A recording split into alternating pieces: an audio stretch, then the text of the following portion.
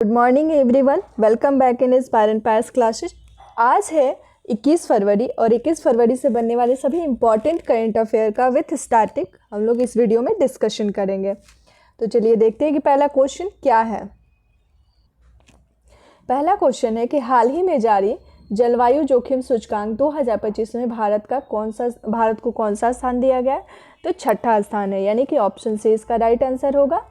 तो भारत को तो छठा मिला है, तो इसमें फर्स्ट पे कौन है? तो फर्स्ट पे है डोमिनिका है, फर्स्ट पे डोमिनिका है, सेकंड पे चाइना है, सेकंड पे चाइना है, थर्ड पे होंडुरस है और फोर्थ पे म्यांमार है और फिफ्थ पे इटली है और सिक्स्थ पे इंडिया है।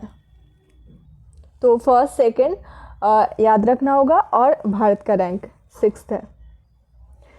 जलवायु जोखिम सूचकांक 2025 में भारत को छठा स्थान दिया गया। जलवायु जोखिम सूचकांक के बारे में देख लेते हैं कि ये एक वार्षिक रिपोर्ट है जो दुनिया भर के देशों पर चरम मौसम की घटनाओं के प्रभाव का आकलन करती है और इसे वर्ष 2006 से जर्मन वाच द्वारा प्रकाशित किया जा रहा है। 2006 से इसे प्रकाशित किया जा रहा है। कौन करता है? तो जर्मन वाच करता है। और यह सूचकांक जलवायु से संबंधित आपदाओं जैसे कि तूफान, बाढ़, हीटवेव और सूखे के कारण होने वाली मानवीय और आर्थिक नुकसान के आधार पर देशों को रैंक करता है। पिछले दिनों का कुछ रैंकिंग है, उसे एक बार देख लेते हैं। वैश्विक नवाचार सूचकांक 2024 में भारत का 39 था और टॉप पे स्विट्जरलैंड था। हैप्पीनेस इंडेक्स 2024 में भारत 126 पे था, टॉप पे फिनलैंड था। ग्लोबल पीस इंडेक्स 2024 में भारत 116 पे था, टॉप पे आइसलैंड था। जेंडर गैप रिपोर्ट 2024 में भारत 129 पे था, टॉप पे आइसलैंड था। करप्शन इंडेक्स 2024 में भारत 96 पे था, टॉप पे डेनमार्क था। लॉजिस्टिक परफॉर्मेंस इंडेक्स 2024 में भारत 38 पे था और टॉप पे सिंगापुर था। प्रेस फ्रीडम इंडेक्स 2024 में भारत 159 पे था और टॉप पे नॉर्वे था। वैश्विक भूखमरी सूचकांक में 2024 में भारत 150 पे था और प्रथम वैश्विक प्राकृतिक संरक्षण सूचकांक 2024 में भारत 176 पे था और आर्थिक स्वतंत्रता सूचकांक 2024 में भारत 84 नंबर पे था। दूसरा क्वेश्चन है कि 19 फरवरी 2025 को किस योजना ने एक दशक पूरे किए हैं? तो ये किया है मृदा स्वास्थ्य कार्ड योजना, यानी कि ऑप्शन ए इसका राइट आंसर होगा। मृदा स्वास्थ्य कार्ड योजना का एक डिकेड पूरा हो गया है।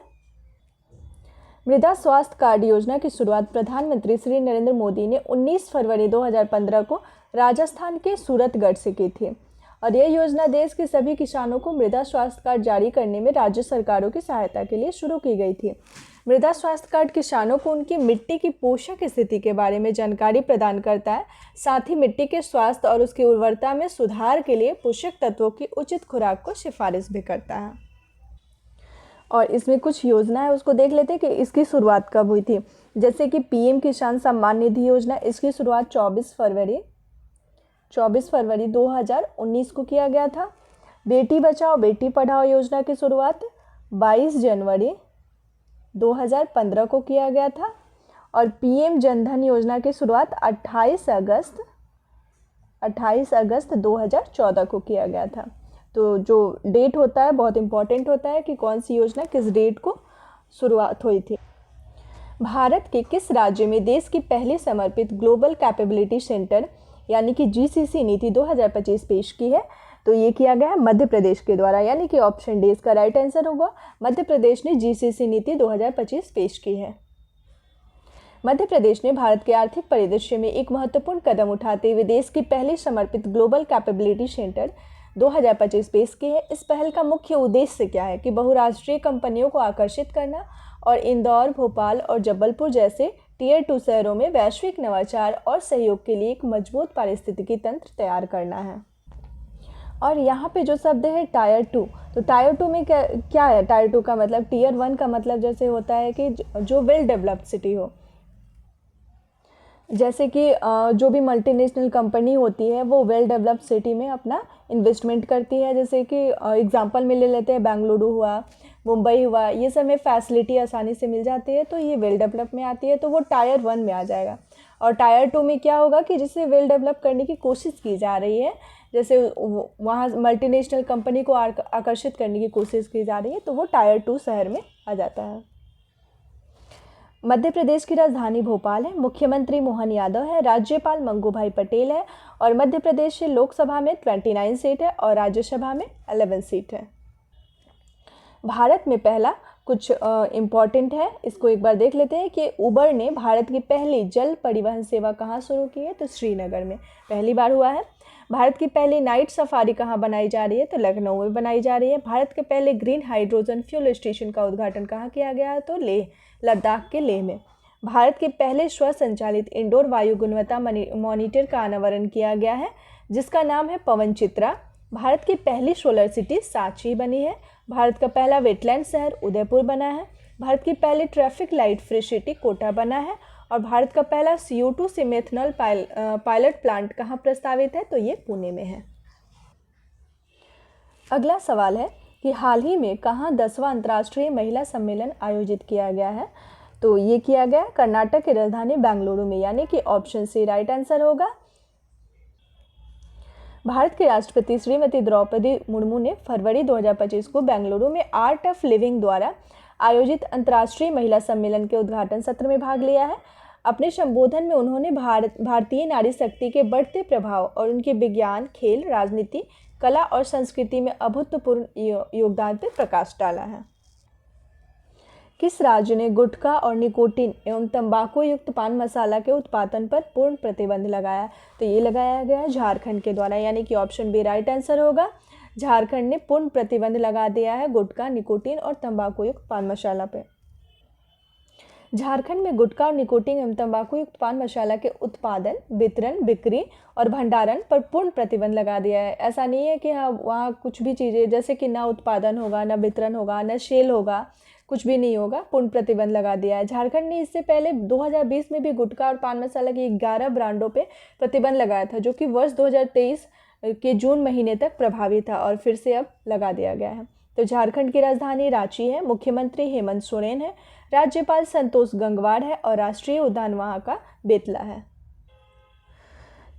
चीनी AI एप्लीकेशन डीपसीक, इसका चर्चा हम लोग पहले कर चुके हैं कि स्थानीय सेवा को अस्थायी तौर पर किस देश ने निरस्त कर दिया है, तो ये किया गया साउथ कोरिया के द्वारा, यानी कि ऑप्शन बी इसका राइट आंसर होगा। साउथ कोरिया ने चाइना AI एप्लीकेशन डीपसीक पे अस्थायी तौर पे निरस्त कर दिया है। जैसे चीनी आर्टिफिशियल इंटेलिजेंस स्टार्टअप डीपसीक को दक्षिण कोरिया में बैन किया गया है और डीपसीक ने दक्षिण कोरिया में अपने चैटबॉट ऐप्स के डाउनलोडिंग अस्थायी रूप से रोक दी है। तो देखते हैं दक्षिण कोरिया के बारे में। ये जो महाद्वीप है दक्षिण कोरिया, ये एशियाई महाद्वीप है और राजधानी इसकी सियोल है। मुद्रा दक्षिण कोरियाई वॉन है। कुछ करंट है रिलेटेड साउथ कोरिया से कि साउथ कोरिया के मुआन शहर में बड़ा विमान हादसा हुआ था, कुछ दिन पहले बहुत चर्चे में था ये। 27 दिसंबर को दक्षिण कोरिया की नेशनल असेंबली ने कार्यवाहक राष्ट्रपति हान डुक सू पर महाभियोग लगाने के लिए मतदान किया है। KASA space agency South Korea का है। भारतीय चार्टर्ड अकाउंट्स का 73वां अध्यक्ष निम्न में से किसे नियुक्त किया गया है, तो रिसेंटली ये चरणजोत सिंह नंदा को, यानी कि ऑप्शन ए इसका राइट आंसर होगा। चरणजोत सिंह नंदा भारतीय चार्टर्ड अकाउंट के 73वें अध्यक्ष बने हैं। भारतीय चार्टर्ड अकाउंट संस्थान ने CA चरणजोत सिंह नंदा को अपना 73वां अध्यक्ष और CA प्रसन्न कुमार डी को उपाध्यक्ष नियुक्त किया है। तो ये अध्यक्ष बने हैं और प्रसन्न कुमार डी जो है ये उपाध्यक्ष बने हैं। इनका कार्यकाल 2025 से 26 तक के लिए है। भारतीय चार्टर्ड अकाउंटेंट संस्थान क्या है, तो इसकी स्थापना 1 जुलाई 1949 को हुई थी। इसका मुख्यालय नई दिल्ली में है। भारत एक राष्ट्रीय स्तर का पेशेवर लेखा निकाय है। पिछले दिनों के कुछ नियुक्तियां उसे एक बार देख लेते हैं। CISF के महानिदेशक कौन बने, राजविंदर सिंह भट्टी बने हैं। इंडियन आर्मी के उपेंद्र द्विवेदी बने हैं। इंडियन नेवी के दिनेश कुमार त्रिपाठी बने हैं और इंडियन एयरफोर्स के अमरप्रीत सिंह बने हैं। राष्ट्रीय महिला आयोग के अध्यक्ष विजया किशोर राहटकर बने हैं। रेलवे बोर्ड के नए अध्यक्ष सतीश कुमार बने हैं और SBI के चेयरमैन CS शेट्टी बने हैं। और 51 CJI जो है 91 नंबर के CJI न्यायमूर्ति संजीव खन्ना बने हैं और लोकपाल AM खानविलकर बने हैं। तो ये रिसेंटली नियुक्ति है, जिसे याद रखना होगा। निम्न में से किस शहर में ताज महोत्सव आयोजित किया गया है, तो ये आगरा में किया गया है, यानी कि ऑप्शन सी राइट आंसर होगा, क्योंकि आगरा में ही तो ताजमहल है, इसलिए इसका आयोजन भी आगरा में ही किया गया है। रिसेंटली 18 से 27 फरवरी तक उत्तर प्रदेश के आगरा में ताज महोत्सव का आयोजन किया गया है। इस बार यह महोत्सव का 33वां संस्करण है। शिल्पग्राम में वर्ष 1992 में ताज महोत्सव की शुरुआत हुई थी। महोत्सव की थीम संस्कृति का महाकुंभ के अनुरूप की सजावट है। इसका थीम है संस्कृति का महाकुंभ। और ये कब से शुरुआत हुआ है? तो 1992 से हुआ है। उत्तर प्रदेश की राजधानी लखनऊ है। मुख्यमंत्री योगी आदित्यनाथ है। राज्यपाल आनंदीबेन पटेल है। वहाँ का नेशनल पार्क जो है Dudhwa national park, Pilibhit national park, Ranipur tiger reserve. और राजकीय पशु बारहसिंगा है वहाँ का। राजकीय पक्षी सारस है। और उत्तर प्रदेश से लोकसभा में 80 सीट है और राज्यसभा में 31 सीट है। पिछले दिनों का उत्तर प्रदेश से रिलेटेड कुछ करंट है, उसे देख लेते हैं। उत्तर प्रदेश 24 जनवरी 2025 को अपना 76वां स्थापना दिवस मनाया है।